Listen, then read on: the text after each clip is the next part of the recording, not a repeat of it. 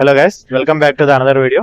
Guys, ఈ రోజు వీడియోలో అయితే కనుక మన వేంపల్లి మండలం గండి క్షేత్రాన్ని అయితే తీయాలని చెప్పేసి అయితే రావడం జరిగింది. సో ఇది వచ్చేసి వేంపల్లి ఎంట్రన్స్ అన్నమాట, హనుమాన్ సర్కిల్ అంటారు. సో ఇక్కడ ఏంటంటే ఫస్ట్ పోయే వాళ్ళు ఇక్కడ టెంకాయ కొట్టుకొని వెళ్ళడం జరుగుతుంది. సో ఇక్కడైతే హనుమాన్ విగ్రహం అయితే ఉంది గైస్, ఒకసారి చూపిస్తాడు చూడండి.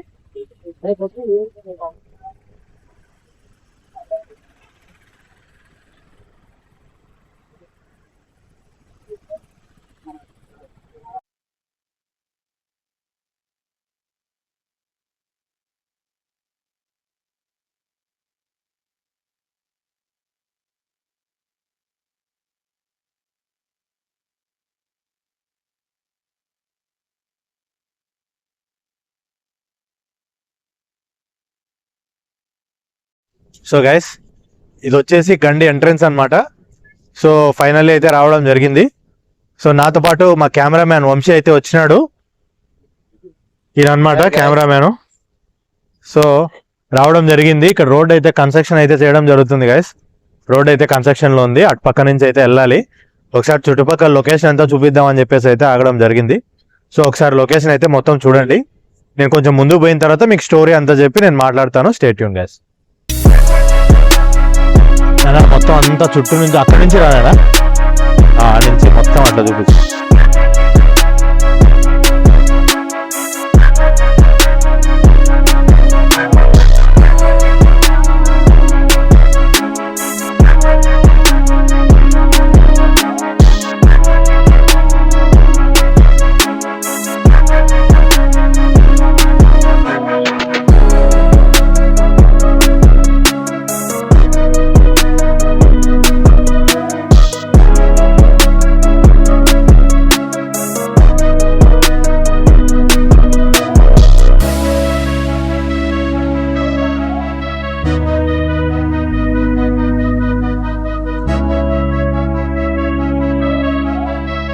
గైస్, గండికి అయితే రావడం జరిగింది. ఇది వచ్చేసి ఏంటంటే ఎంట్రన్స్ లో ఉన్న పంచముఖ ఆంజనేయ స్వామి అనమాట.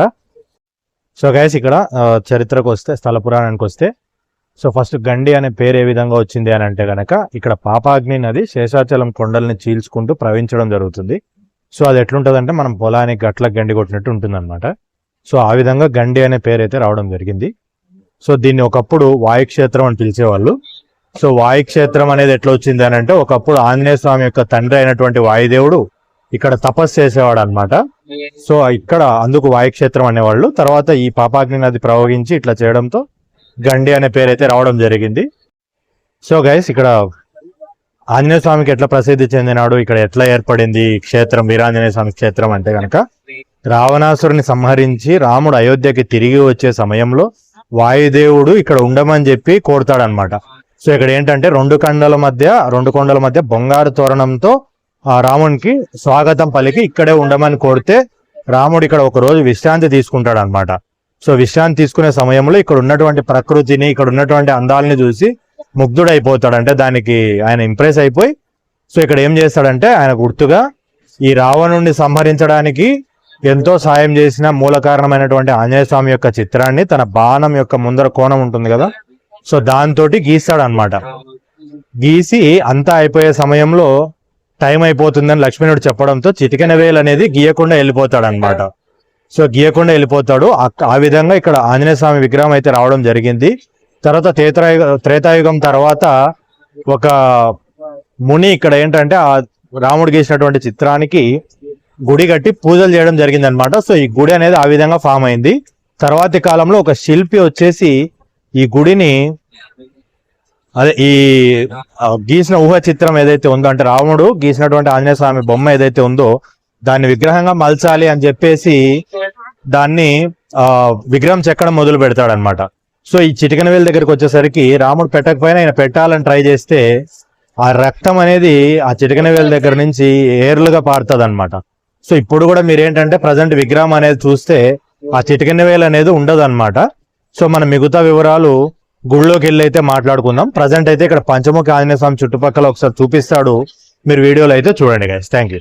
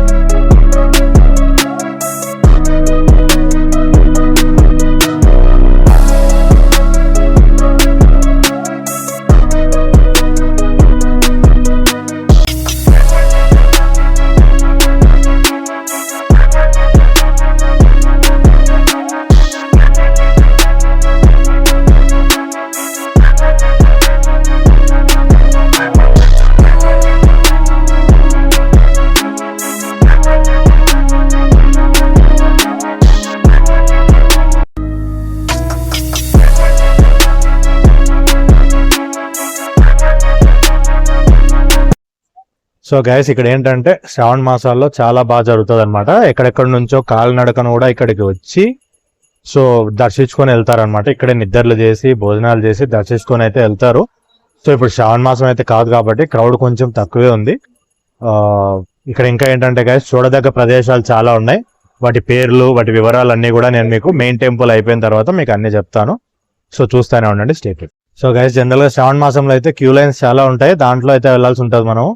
సో ఇప్పుడు నార్మల్ కాబట్టి అంత క్రౌడ్ ఉండదు కాబట్టి డైరెక్ట్గా అయితే వెళ్ళిపోవచ్చు. సో ఒక సైడ్ ఫ్రీ దర్శనం, అటుపక్క విఐపి దర్శనం అని చెప్పేసి చాలా ఉంటాయి ఇక్కడ. మీకు ఒకసారి క్యూ లైన్స్ అయితే చూపిస్తాడు.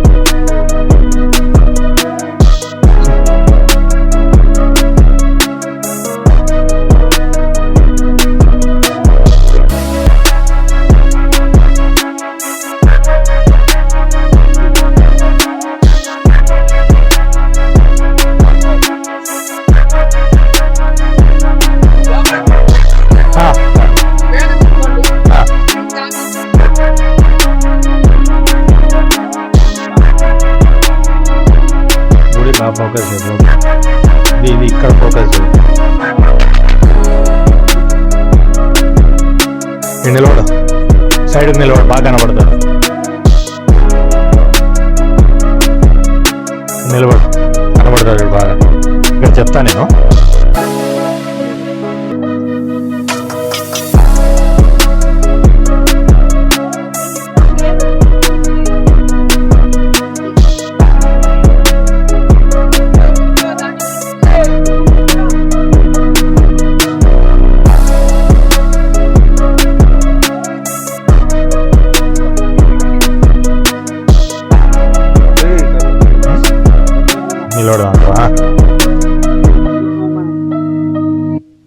సో గైస్ ఇంతవరకు అయితే పాత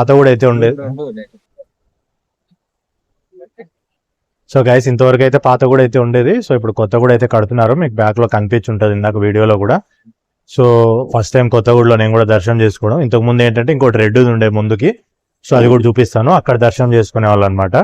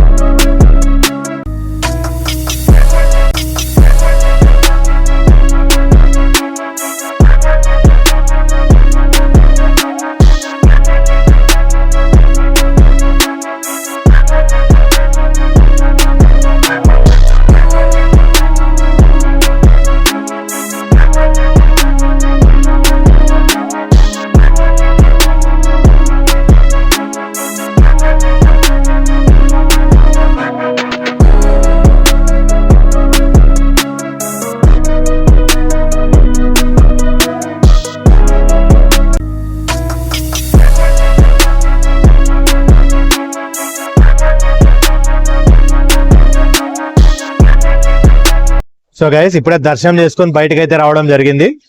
ఇక్కడ ఏంటంటే గుళ్ళో మనం స్వామివారిని చూపించడానికి వెళ్ళినప్పుడు వాళ్ళు తీయడానికి పర్మిషన్ అయితే ఇవ్వలేదన్నమాట. నేను చాలా ట్రై చేయడం అయితే జరిగింది, పర్మిషన్ ఇవ్వలేదు. బట్ ఇక్కడ నేను అడగడం బట్టి వీళ్ళు ఇక్కడ ఏంటంటే ప్రధాన అర్చకులు స్వామి వాళ్ళు ఇద్దరు ప్లస్ మన బోర్డు మెంబర్స్, ఇక్కడ ఉన్నటువంటి కమిటీ మెంబర్స్, ఈఓ గారు అందరూ కూడా మన వీడియోలో ఉండి మాట్లాడడం అయితే జరిగింది.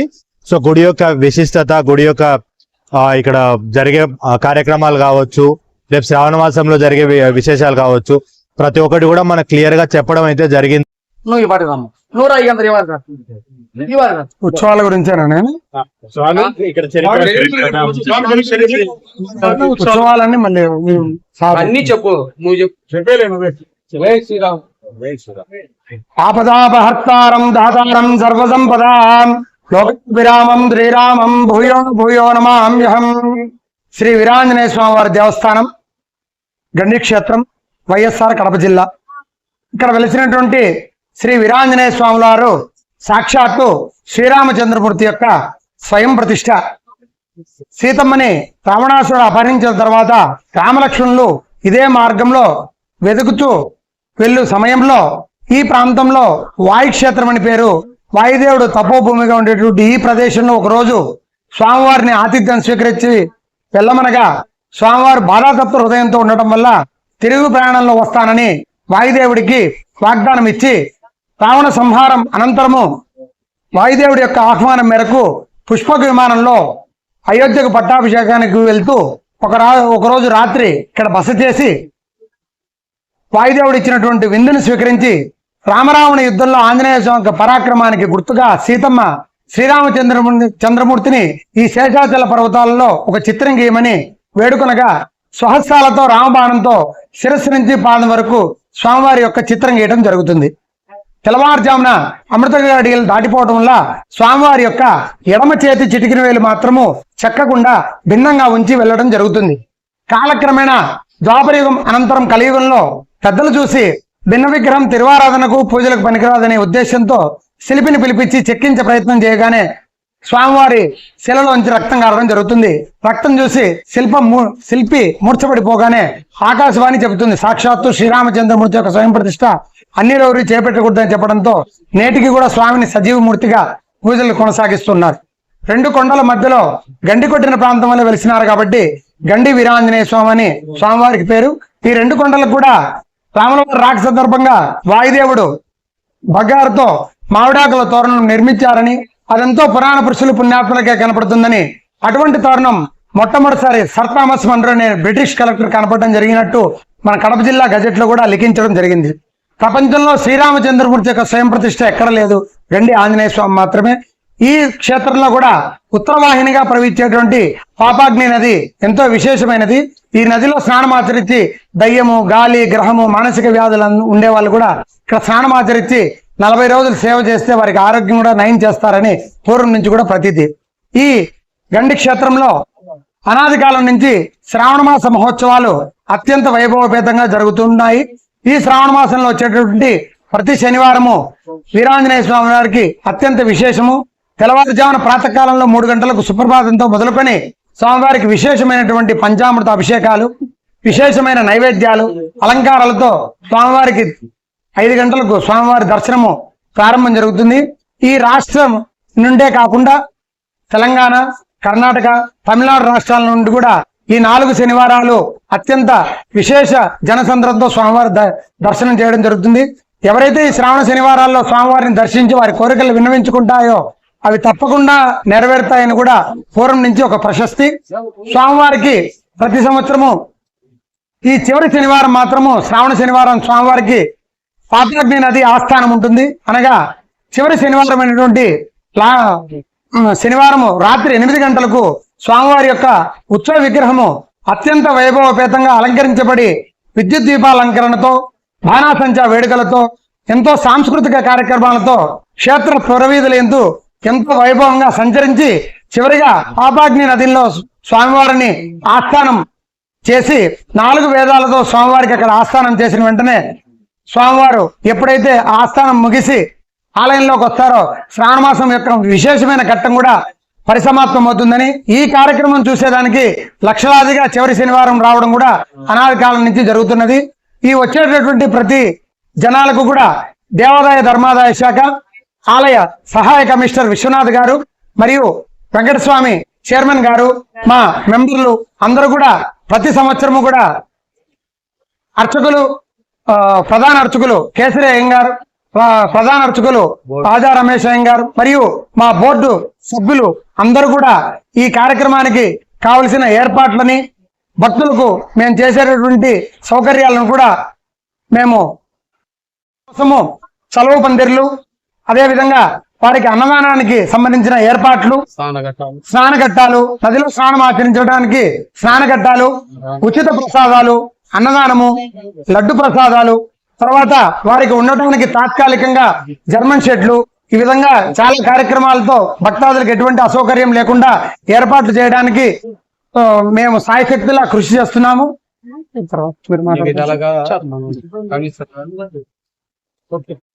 ఏర్పాట్ల గురించి చెప్తారా? సార్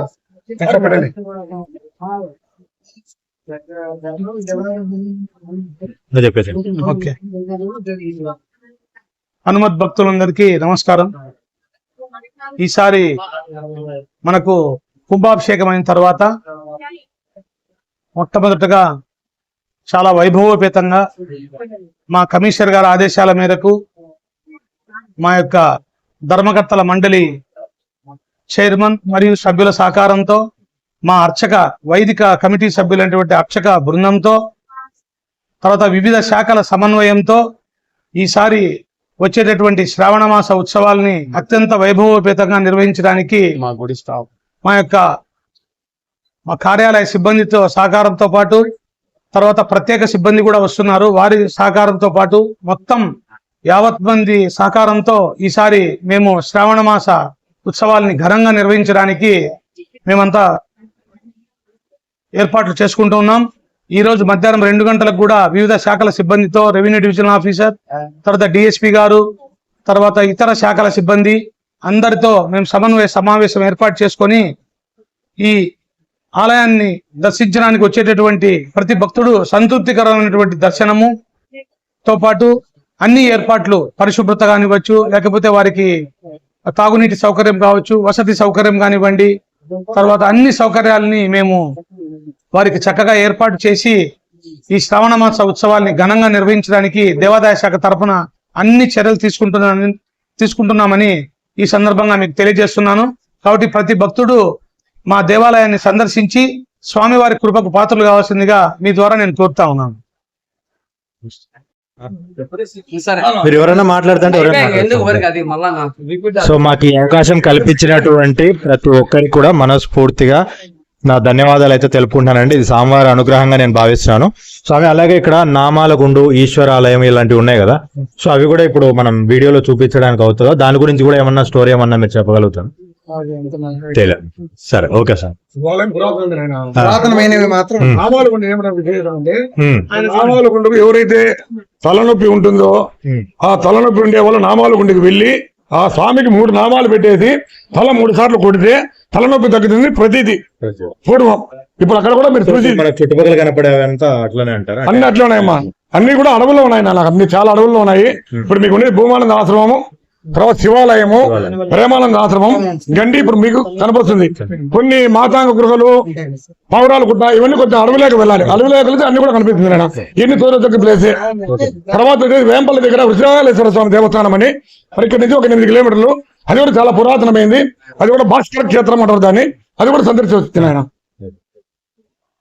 సో అది గైస్, గుడి గురించి మీరైతే వినుంటారు. సో తర్వాత అప్డేట్స్ ఏదైతే ఇప్పుడు ఈశ్వరాలయం, నామాలగుండు ఇవి ఉన్నాయో నేను ఒకసారి చూపించడానికి అయితే ట్రై చేస్తాను. Thank you. BJP state executive member. So guys, ఇప్పుడు మనతో రామచంద్రారెడ్డి అంకుల్ మాట్లాడతారు. ఈయన వచ్చేసి committee member come BJP vice president అన్నమాట. సో ఆయన మాటల్లో వినండి. మీ పేరు సార్? వెంకట శివ, గండికోట. సో సార్ది వెంకట శివ, గండికోట వెంకట శివ అనమాట. ఈయన కూడా బోర్డు మెంబర్ కమ్ బీజేపీ నాయకులు అనమాట. సో వీళ్ళ మాటల్లో ఒకసారి మళ్ళీ గుడి విశిష్టత, వీళ్ళ విషయాలు అనేది వినండి. జై శ్రీరామ్. అత్యంత పవిత్రమైనటువంటి ఈ యొక్క పాపాకి నది తీరాన వెలిసినటువంటి పావన పవిత్ర మూర్తి పవన సుతుడు శ్రీ గండి వీరాంజనేయ స్వామి దేవస్థానం ఈరోజు శ్రావణ మాస ఉత్సవాల సందర్భంగా దేశం కోసం ధర్మం కోసం అనేక మంది ప్రతి మంగళవారం శనివారం విశేషంగా భక్తులు యావత్ భారతదేశం నుంచి కాకుండా చుట్టుపక్కల ప్రాంతాలు వస్తూ ఉంటారు. అయితే ఈ యొక్క ఆంజనేయ స్వామి శక్తిపరుడు మహామాన్వితుడు అయినటువంటి ఈ వీరాంజనేయ స్వామి దేవస్థానం ఇక్కడ దక్షిణముఖం నుండి ఉత్తరగా పారేటువంటి పాపాగి నది గొట్టున వెలిసినటువంటి ఈ ప్రాంతం ఎంతో దర్శనమైనది, పవిత్రమైనది. ఇక్కడ వచ్చేటువంటి భక్తాదులకు కోరికలు తీరుస్తుంది. అత్యంతమైన పవిత్రమైన ఈ నది ఒడ్డున శ్రీ గండి వీరాంజనేయ స్వామితో పాటుగా ఈ యొక్క శివాలయం ఏర్పాటైంది. అక్కడనే ప్రేమానంద స్వామి బ్రహ్మర్షి శ్రీ ప్రేమానంద స్వామి ప్రతి వారంలో ఒక్కరోజు సోమవారం దర్శించుకుంటారు. వారు కూడా చాలా విధిగా చేస్తారు. అదే విధంగా భూమానంద ఆశ్రమం మాతా ప్రతిభానందగిరి గారు వారు దాదాపుగా 100 సంవత్సరాల క్రితం ఏర్పాటైనటువంటి సర్వశ్రీ పూజ్య శ్రీ రామకృష్ణానంద స్వామి వారి అమృత హస్తాలతో వారి అమృత వచనాలతో ఏర్పాటైనటువంటి భూమానందాశ్రమం ఈ గండి క్షేత్రం. ఇక్కడనే పక్కనే గంగమ్మ దేవాలయం ఉన్నది, నామాల గుండు ఉన్నది, భాస్కర తీర్థం ఉన్నది, పావురాలు గట్ట ఉన్నది. దర్శనీయమైనటువంటి పవిత్రమైనటువంటి ప్రాంతం ఇది. ఎంతో పునీతమైనది, పవిత్రమైనది. ఈ యొక్క దేవాలయ ప్రాంగణంలో నిత్యము పూజాది కార్యక్రమాలు జరుగుతుంటాయి. నిత్యాన్నదానం ఉంది. ప్రతి ఒక్క భక్తునికి ఉదయం 12 గంటల నుండి సాయంత్రం 5 గంటల వరకు నిత్య అన్నదానం రుచికరంగా శుచికరంగా భోజన ఏర్పాటు దొరుకుతాయి. మంచినీటి వసతి ఉన్నది. ఇక్కడ స్నానాలు చేసి దర్శించుకుంటే భూత ప్రేత పిశాచ శాకిని డాకిని దయ్యాలు పోతాయి. ఆంజనేయ స్వామి పాద పద్మాలు జరుగుతుంది. అదే విధంగా ఈ నెల ఆగస్టు 13వ తారీఖు నుండి సెప్టెంబర్ 13 వరకు 4 వారాలు శ్రావణ మాస మహోత్సవాలు జరుగుతాయి. పక్క నుండి పొరుగు రాష్ట్రాలైనటువంటి తెలంగాణ, తమిళనాడు, కర్ణాటక నుండి విశేషమైన భక్తులు వచ్చి ఆంజనేయ స్వామి వారిని దర్శించుకుంటారు. ఇది చాలా పవిత్రమైన ప్లేసు. రాత్రిళ్ళు భజనలు జరుగుతాయి, పూజాది కార్యక్రమాలు జరుగుతాయి. పూజాదిక కార్యక్రమాలు ఎంతో విశేషంగా ఉంటాయి, ఆనందంగా ఉంటుంది. కాబట్టి ఈ యొక్క కార్యక్రమం ద్వారా 50 మంది హిందూ భక్తులను, ఆంజనేయ స్వామి భక్తులను ఈ క్షేత్రానికి రావాల్సిందిగా కమిటీ తరఫున సవినయంగా ఆహ్వానిస్తున్నాం. జై శ్రీరామ్, జై శ్రీరామ్, బోలో భారత్ మాతా కీ. మాట్లాడు.